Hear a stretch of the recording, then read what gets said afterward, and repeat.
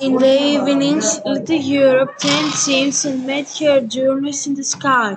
She watched the stars shining in her eyes for hours. He counted and counted again, but always lost count. In the end, she decided that she was not interested in numbers, but only in the stars in the sky. Time passed like this. Little Europe lived happily with its sea and sky. He grew up, but he always continued to draw in the sun, and at night to travel to the stars, until one day everything changed. The sea was filled with alien ships without masts but with iron cannons.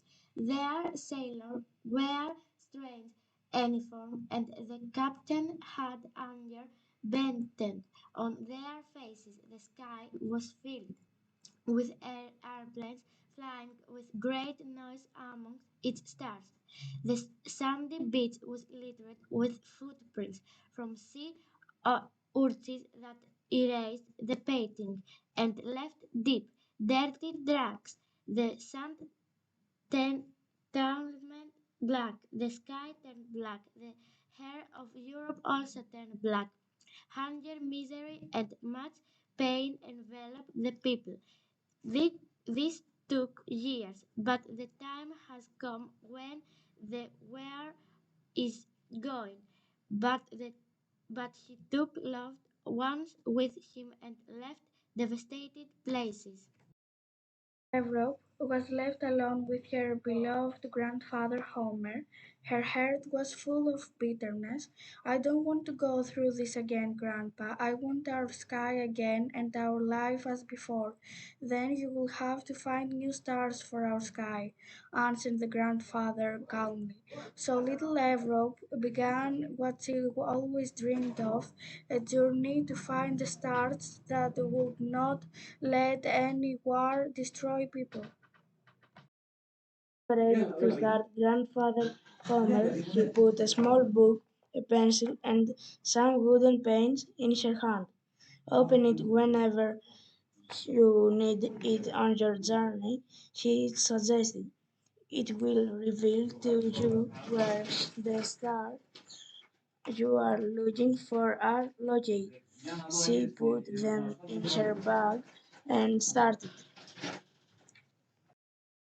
Little Europe took a path, left a path until it found itself in front of a river. He stopped short. She looked she looked around and saw an arched bridge standing out in the distance to the left. He approached, but when he got close, he found that the bridge was half collapsed. The war is over here too, he thought. He sat down to rest by the wounded bridge. I hung to get ashes. He uh, wondered. I have to build a bridge. Yet she sat dancing valley. She looked around her, far on the bank of the small river. Some trees, thanks, length, shelf, so agent. She ran to bring on dominoes in the river. Now when but the drunk has to shield for his small handies no matter. Home share she ran she should still. A blond boy peeked timidly under the bridge. Could you help me pass? I'm trying to build a bridge. What's your name? Where are you going? He asked the boy. I'm Europe. I travel. I know countries and people. I want to cross the street to continue my journey. Then the boy put his fingers in his mouth in a strange way.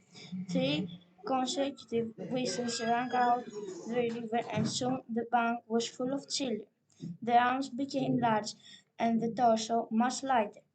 After they all lifted him up together, they let him fall and one side of him landed on the opposite bank.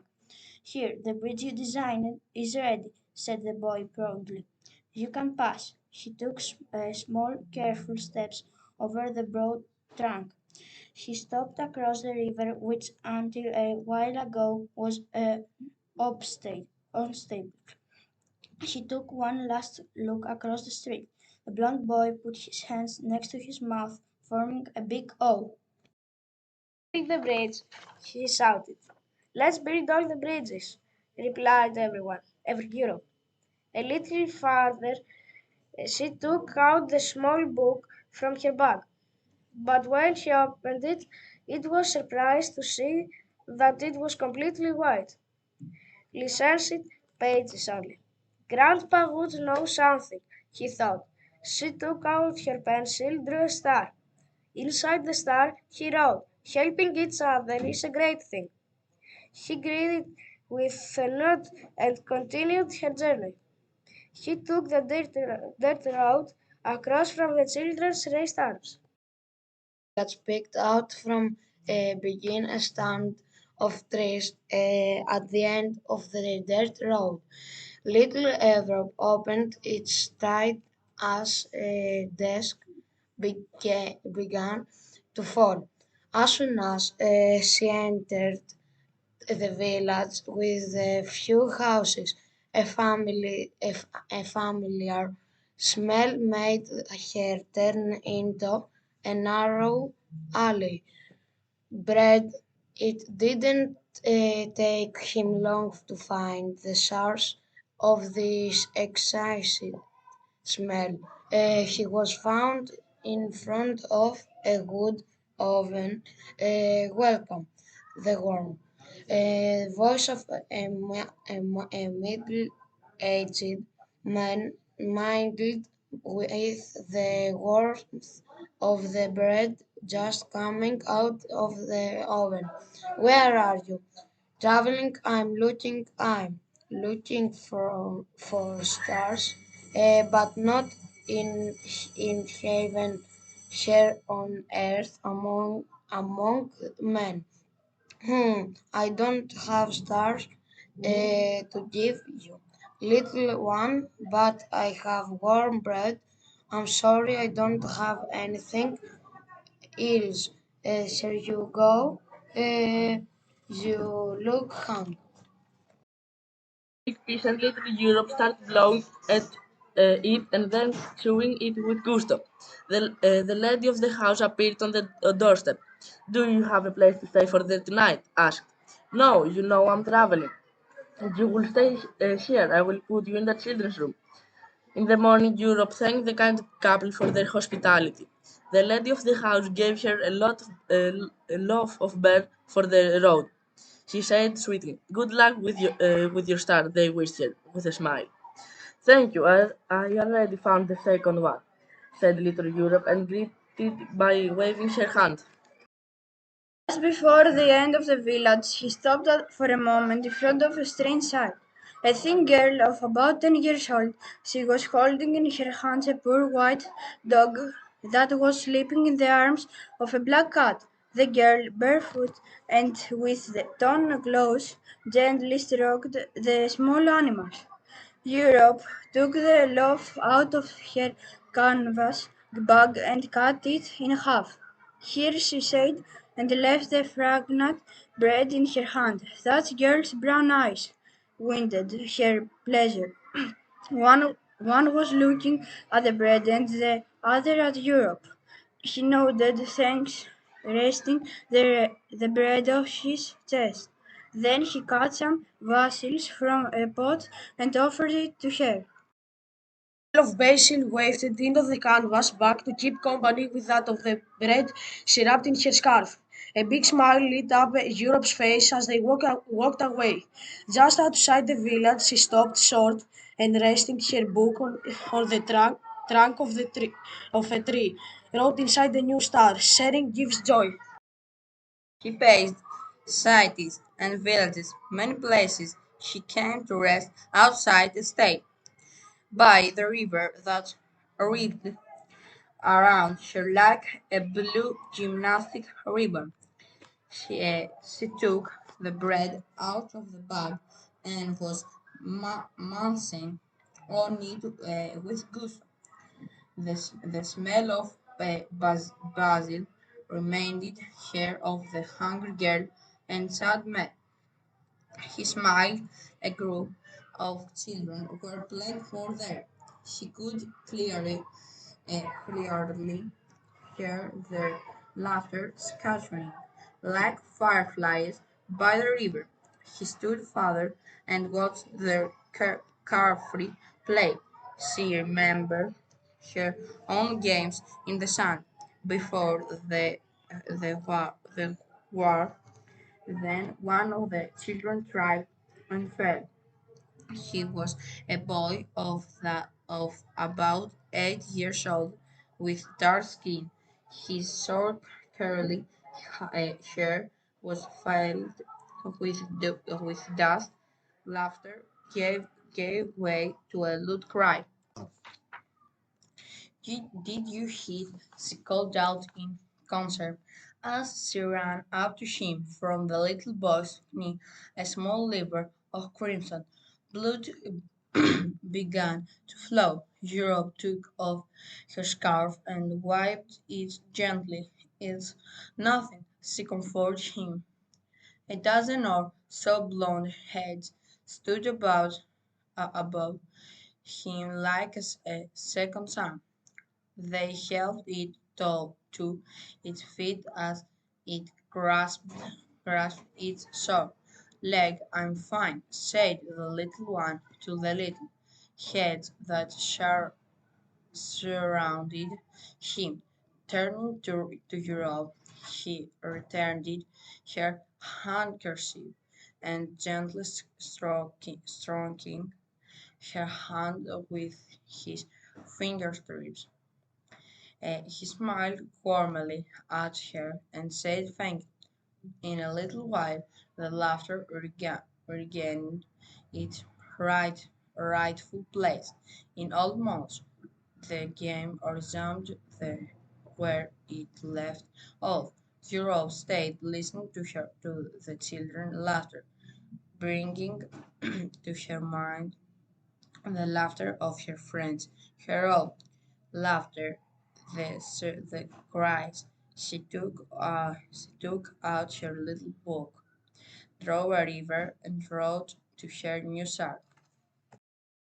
Traveling a long way by the river, he found himself in a country of high mountains full of green meadows and lakes. She stood under a sturdy tree, which hid the warm spring sun from her. I'm thirsty, he thought. He hurried on until the sound of a book made her change of course. Follow the cool sound, but a noise made her stop for a while. She was stunned by the sight. A small deer had crouched in the stream and was grinning.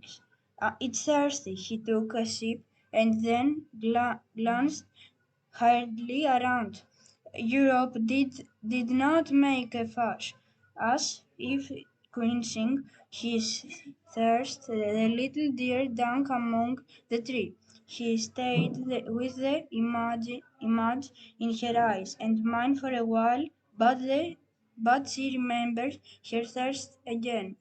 Across the stream, she bent down and imitated the cute animal she had seen a while. He drank water eagerly. He quenched his thirst.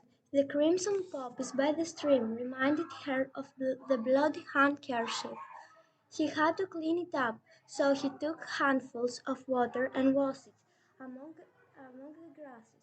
She didn't want to pollute the clean water the stream offered her a while ago. After hanging it on a branch to dry, he sat down on the root of a young plane tree. She opened her book, and on the cool new stars she wrote, "Nature take care of us all." After drying her scarf, she drank some more water. She kept her book of stars and with the strength that the water gave her. She started to walk beside him. Usually, where there is water, there are people, he reflected. The small path was filled with colors and smell of spring. Scarf and went in first, leading the step of the happy people. She left the rhythm. She danced with her soul.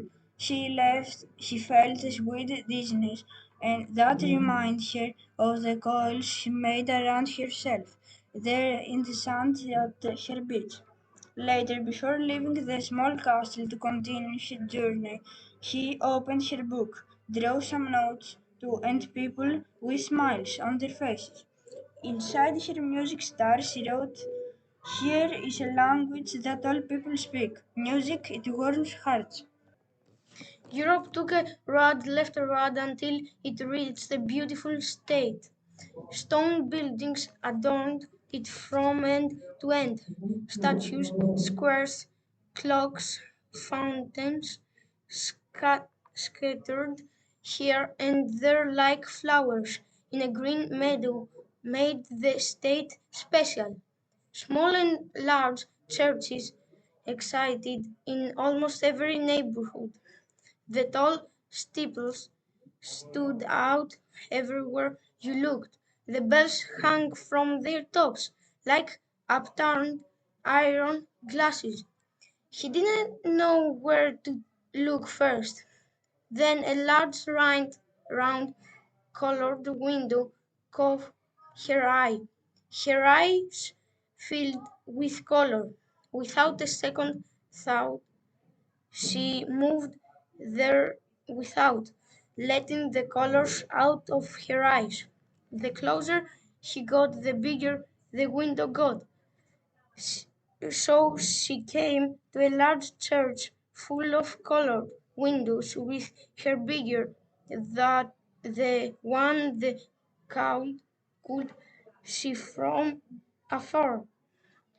He stood for a while looking up at the sky. He entered reverently. It didn't look like her village church. It was much bigger. It had statues instead of pictures. It didn't have pews like the one where grandfather home used to sit. A few people were sitting scattered on the chairs. Their players seemed to reach up, pass through the colored windows, and Yeah. her mind rest the chapel outside her village, on the hill. She remembered the words her grandfather said to her on the feast of Aelia. Here I find peace, my little one. God is everywhere, but here him you meet more easily. He remembered yet another church without a dome and a bell tower that were in the city. She had been there for a long time, but now she had no more people to visit her. When she had asked her grandfather, he answered her, "Some people come here for the same reason. They have a meeting with their God." He sat in the corner. The silence of the temple made her heart beat more quietly now. She looked at the faces of the people around, unknown faces, but calm. She quietly took out her little book. God is for everyone, she wrote inside the star, which resembled the large colored window. She left the beautiful state behind her and took the road of her journey again. She felt good about her new start. She heard calm like the waters of a small lake. Yeah. The road led her to cleaning. She sat down to rest. A cluster of large buildings could be seen in the distance. Suddenly, something made her stand up. She put her hand up to the sun to see better. yeah, He approached as fast as he could the- approach. Her worry dissipated like smoke rising into the sky. Brick pipes rose from various directions, blowing smoke into the sky. The smoke from the cannons of war came to her mind. She asked the first passerby, don't be afraid, my little one. What you see are factories. And what do they make? Let's say this one share a manufactures pots, the other over their car wheels. Everyone looked around. People were coming and going in and in and out, carrying boxes and doing various jobs. The factories were next to to each other and apart from the chimneys. They had pointed roofs and large iron windows. As she was wandered between the brick buildings, something caught her eye. On rails, small trains passed between the factories. One of them was loaded with an entire amusement park. Huge swinging metal-colored boats, wheels, carousels. He can run towards where the colorful train was coming from. "Ha, you!" A gentleman who wore called out to a leather cat. "Get on the first train," without asking for an explanation. He jumped on the train, headed for the nearby factory. She wasn't big. The distance and the open train was going relatively slowly. Europe, standing in the first carriage, closed her eyes for a while and let herself in gentle breeze. He dreamed for a while. It was like a big train running in the wind, a train full of children, and it went from country to country without stopping at the border. The children stuck their little heads in the windows and greeted those were meeting. She opened her eyes, a big smile crossed her face. They were all inside the factory. Everything around her was color. Time was stopped, but the dream was still around her mind. See this mountain and began to explore the space around her. Lucky someone who works here, he thought. She wandered for some more time among the colored tires that stood like flowers in a meadow, politely greeting the workers. At the end, she stood opposite the large factory door as if she wanted to photograph what she saw and take it with her. The workers raised their hands to greet her. With their tired but happy face in mid, Europe later patent and amusement park. She then worked to his new star. With York, you make beautiful things. Coming there was filled with music. She put her hands over her ears to trace the way she was from. Suddenly, as soon as her eyes turned to where the sound led, she was surprised. A castle, a veritable castle, on top of a small sheet filled the place with notice, as if it were a huge, strong radio. She opened her step and quietly found herself in front of a, a innocuous sight had seen. she had seen from a long time women, men, children, grandparents holding hands, queer dancing. The musician played a lively and joyful pra- purpose. People smiling, happy, carefree. He stopped short. She let the notice flow through her like the cool water she had drunk. People's smiles sparkled in her eyes. A dark-haired boy holding the hand of a beautiful girl approached her. He asked her something, but Europe did not understand in her language. The motion need for her to enter the dance. There were tables laid farther there. The people of the celebration clink, clinked their glasses to the beat. Europe joined hands with other hands, and unknown presence who did not speak the same language in Curl Day. Sitting on the edge of a quiet street, Europe opened her book and stared at the stars and her drawing one by one. Grandpa Homer came to her mind at the moment he was giving it to her neck like that, with empty old white pages without her knowing it, without really realizing it.